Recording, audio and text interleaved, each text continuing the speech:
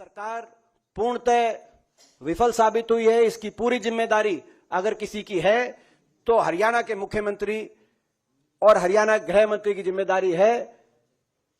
जिम्मेदारी लें। 10 साल की सरकार के बाद हरियाणा में इस तरह का जंगल राज क्यों स्थापित हुआ? देश में सबसे ज्यादा बेरोजगारी हरियाणा में क्यों हुई? देश में सबसे ज्यादा अपराध दर हरियाणा में क्यों हुआ 10 साल की इस सरकार के बाद? और उसकी जिम्मेदारी किसकी है?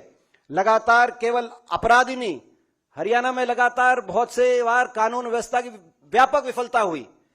आपने देखा, नूह का उदाहरण अभी ताजा है।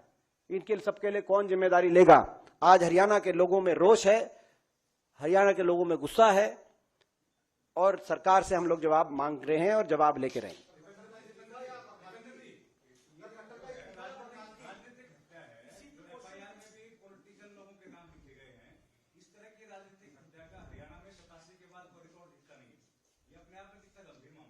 देखिए, ये अभी जांच का विषय है कि कौन इसमें शामिल हैं और ये राजनीतिक साजिश है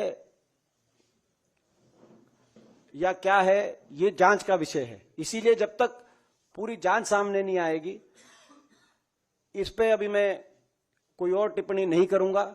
लेकिन जो भी बातें आ रही हैं, एक बहुत गंभीर, पूर्णतः हरियाणा के अंदर क्यों गैंगस्टर एक्टिव हो गए।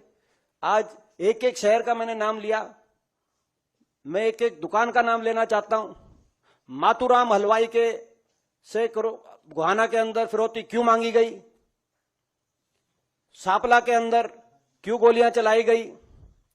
बहादुरगढ़ के अंदर पिछले हफ्ते 2 दुकानदारों पे फायरिंग होकर, जब मैं गया इन दुकानों में, सांपला हुडा साहब गए तो शाम में एक व्यापारी के बच्चे को अपहरण करके कैसे फिरौती करी गई। खरखौदा के अंदर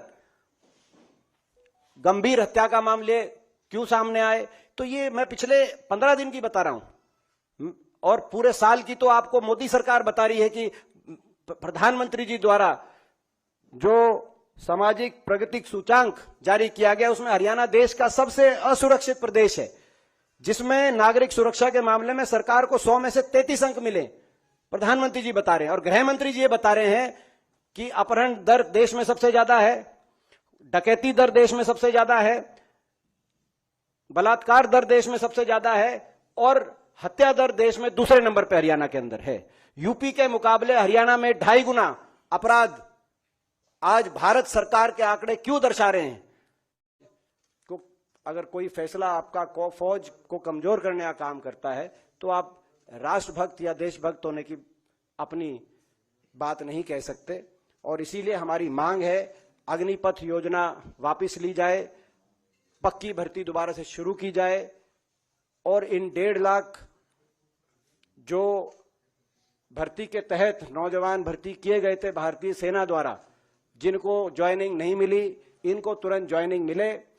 इन दोनों मांगों को लेकर कांग्रेस पार्टी संघर्षरत है। हमने राहुल गांधी जी के नेतृत्व में जय जवान अभियान, कांग्रेस पार्टी ने उसका बिगुल फूंका है, जिसकी गूंज देश के कोने कोने में सुनाई दे रही है। आने वाले समय में और सुनाई देगी और इस संघर्ष के रास्ते पे हम रहेंगे। और यदि कांग्रेस पार्टी को अवसर मिलेगा देश में तो हम ये पक्की भर्ती दोबारा शुरू कराएंगे, देश की फौज पे जो गौरव था उसको दोबारा बनाएंगे और इन 1.5 लाख नौजवानों को भी नियुक्ति फौज में दिलाएंगे।